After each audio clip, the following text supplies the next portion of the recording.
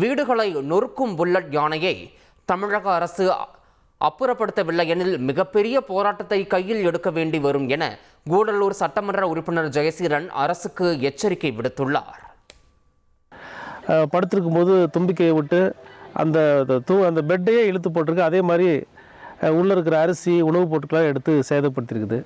எனவே தொடர்ந்து இந்த யானை வீடை உடைக்கிறதுக்கு பழகிய யானையை மாறிடுச்சு. உடனடியாக இதை வனத்துறை மயக்க ஊசி போட்டு பிடிச்சி இதை வேறு இடத்துக்கு கொண்டு போகணுன்றது இந்த மக்களுடைய கோரிக்கை. இன்றைக்கி டேண்டியில் மக்கள் எல்லாம் அச்சத்தில் யாருமே வேலைக்கு போகாமல் எல்லாம் டேண்டி மக்கள்லாம் தொழிலாளர்கள்லாம் உட்காந்துருக்குறாங்க.